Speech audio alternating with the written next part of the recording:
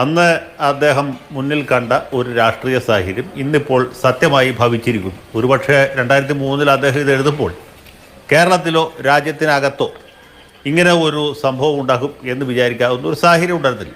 കേന്ദ്രത്തിൽ അന്ന് അടൽ ബിഹാരി വാജ്പേയി നയിക്കുന്ന കൂട്ടുകക്ഷി മന്ത്രിസഭയാണ്. 24 കക്ഷികൾ ഉൾപ്പെട്ട കൂട്ടുകക്ഷി മന്ത്രിസഭയാണ്. നമ്മുടെ PC തോമസ് വരെ ആ മന്ത്രിസഭയിലുണ്ടായിരുന്നു. കേരളത്തിലാണെങ്കിൽ പരമ സാത്വികനായ പരമശുദ്ധനായ കുറച്ചധികം ശുദ്ധനായ ശ്രീ AK ആൻ്റണിയാണ് മുഖ്യമന്ത്രി. ആൻ്റണിയെക്കുറിച്ച് വേറെ എന്തൊക്കെ ആക്ഷേപം പറഞ്ഞാലും അദ്ദേഹം അധികാരപ്രമത്തനാണെന്നോ അല്ലെങ്കിൽ അമിതാധികാര പ്രവണതയുള്ള ആളാണെന്നോ പറയുകയില്ല. കോൺഗ്രസ്സിലെ ഗ്രൂപ്പുകാർ പോലും പറയുകയില്ല എന്നാണ് ഞാൻ വിചാരിക്കുന്നത്.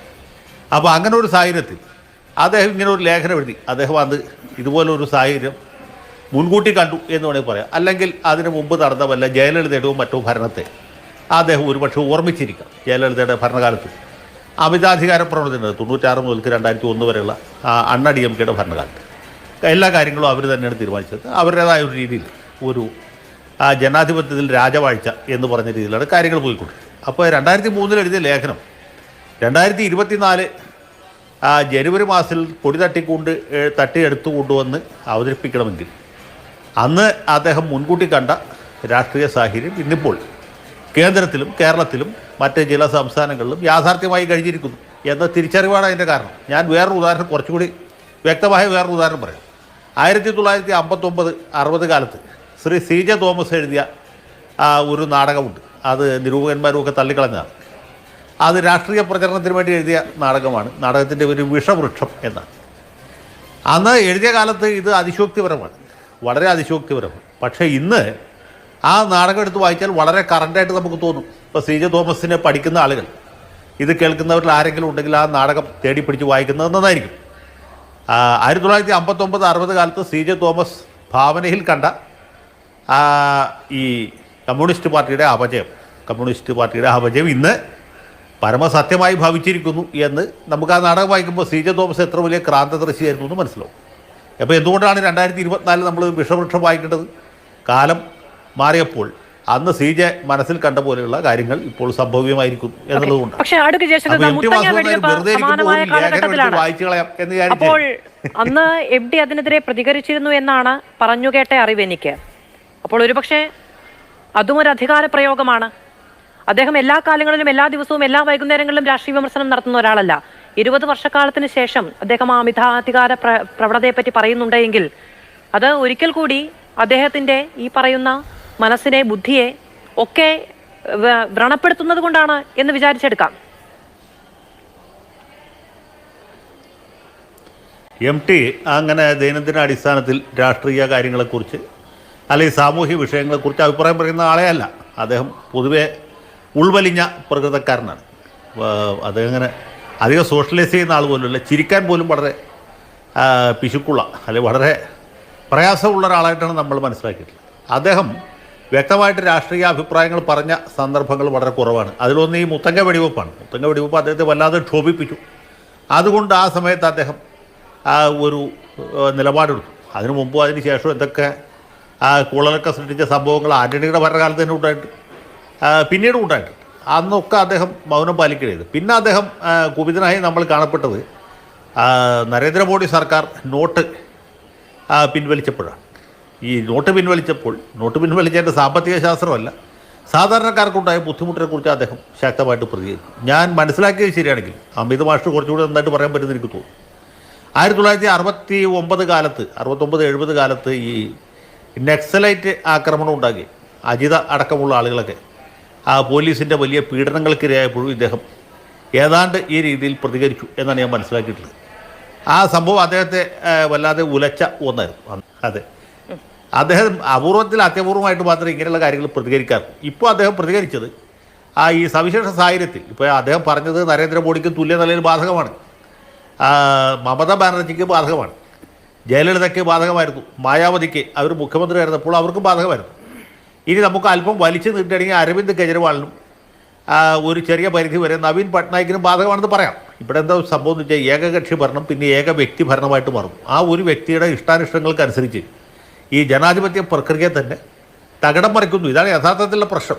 അതുകൊണ്ടുള്ള അധികാരപ്രമത്തത, ധൂർത്ത്, ആർഭാടം, ഇങ്ങനെയുള്ള കാര്യങ്ങൾ ഇത് MTയുടേതായ ഭാഷയിൽ അദ്ദേഹം അവിടെ അവതരിപ്പിച്ചു എന്ന് മാത്രമേ ഉള്ളൂ. അതിൻ്റെ ഒരേ ഒരു സവിശേഷത, അദ്ദേഹത്തിന് ഇത് ലേഖനം എടുത്ത് വേണമെങ്കിൽ പുനഃപ്രസിദ്ധീകരിക്കാം, അല്ലെങ്കിൽ ഏതെങ്കിലും മാധ്യമപ്രവർത്തകരെ വിളിച്ച് അദ്ദേഹത്തിന് ഏൽപ്പിക്കാം, ഏതെങ്കിലും ഒരു കൂട്ടർക്ക് ഇൻ്റർവ്യൂ കൊടുക്കാം.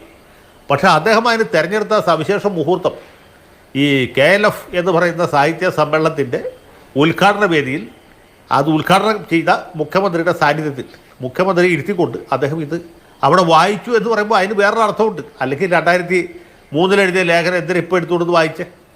അദ്ദേഹത്തിന് വേറെ എന്തെങ്കിലും വായിക്കാമായിരുന്നല്ലോ. അദ്ദേഹത്തിന് ഭാഗവതമോ രാമായണമോ വായിക്കാമായിരുന്നല്ലോ, അല്ലെങ്കിൽ വയലാറിൻ്റെയോ ഭാസ്കരൻ ഭാഷയുടെ സിനിമാ പാട്ടുകൾ വായിക്കാമായിരുന്നല്ലോ. എന്തുകൊണ്ടാണ് ഇത് വായിച്ചത്? അതിനൊരു പ്രസക്തിയില്ലേ?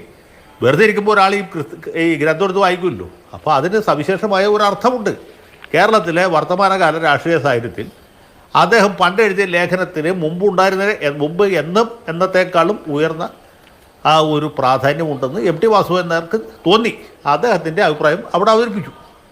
അത് ആരെ ഉദ്ദേശിച്ചാണ് അവതരിപ്പിച്ചതെന്നും എന്തായിരുന്നു അദ്ദേഹം പറഞ്ഞതിൻ്റെ കാരണമെന്നും എല്ലാവർക്കും മനസ്സിലായിട്ടുള്ള കാര്യമാണ്. അതിനിപ്പോൾ കണ്ണടച്ച് ഇരുട്ടാക്കണം എന്നുള്ളവർക്ക് ഇരുട്ടാക്കാം, അതിന് കുഴപ്പമൊന്നുമില്ല. പക്ഷേ അവരവരുടെ ബുദ്ധി നിലവാരത്തിലേക്ക് ബാക്കിയുള്ളവർ കൂടി എത്തിച്ചേരണമെന്ന് പറഞ്ഞാൽ അത് കുറച്ച് ബുദ്ധിമുട്ടാവും എന്ന് മാത്രമേ എനിക്ക് പറയാൻ. ശരി, ഒരു ആത്മവിമർശനത്തിനും ഇടയില്ലാതെ അത് കേന്ദ്ര സർക്കാരിലേക്കാണ് BJPയിലേക്കാണ് എന്ന് ചൂണ്ടിക്കാണിക്കേണ്ടി വരുന്ന ഗതികേടുണ്ടാകുന്നത് അത് പേടിയാണോ? ഇനി അഥവാ വിമർശിച്ചു പോയി എന്ന് പറഞ്ഞാൽ നഷ്ടപ്പെടുന്ന എന്ത് ഖ്യാതിയാണുള്ളത്?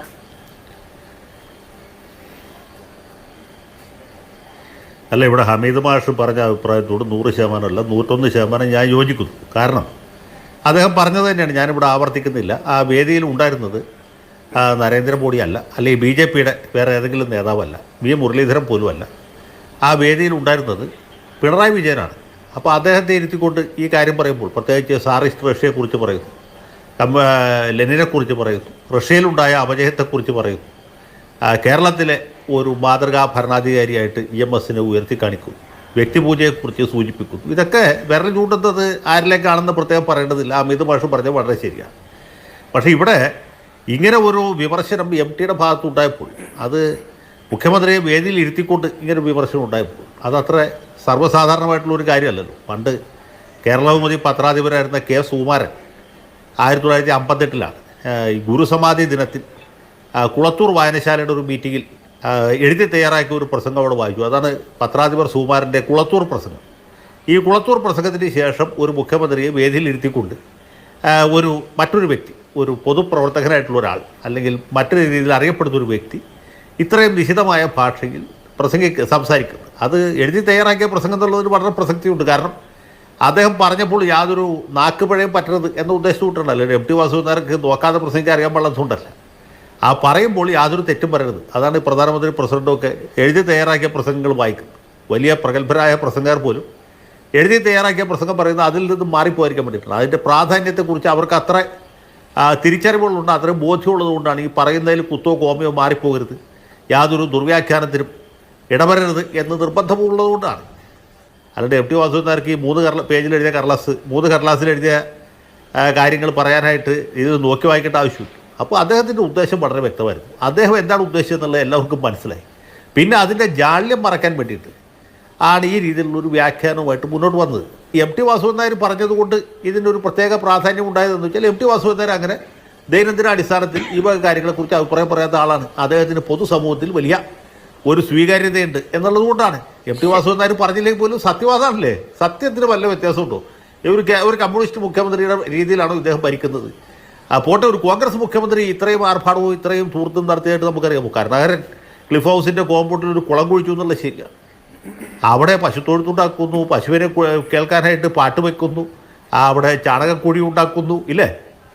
അങ്ങനെ എന്തൊക്കെ പരിഷ്കാരങ്ങൾ ഏർപ്പെടുത്തി. ഇത്ര സെക്യൂരിറ്റി ഉണ്ടായിരുന്നു. കരുണാകരൻ പോകുമ്പോൾ മുമ്പിൽ ഒരു പൈലറ്റ്, പുറകിൽ ഒരു എസ്കോർട്ടാണ് ആകെ ഉണ്ടായിരുന്നത്. ഇപ്പോൾ എങ്ങനെയാണ് നമ്മൾ മുഖ്യമന്ത്രി പോകുന്നത്? എത്ര വാഹനങ്ങളുടെ അകമ്പടി കൊണ്ടാണ്? ഉമ്മൻചാണ്ടിക്ക് എസ്കോർട്ട് ഉണ്ടായിരുന്നു, അല്ലെങ്കിൽ AK ആൻ്റണിക്ക് ഉണ്ടായിരുന്നു. കമ്മ്യൂണിസ്റ്റ് മുഖ്യമന്ത്രിയായിരുന്നു EK നായനാർ. അദ്ദേഹത്തിൻ്റെ പറഞ്ഞില്ല എനിക്കെന്തിനാണോ എസ്കോർട്ട്?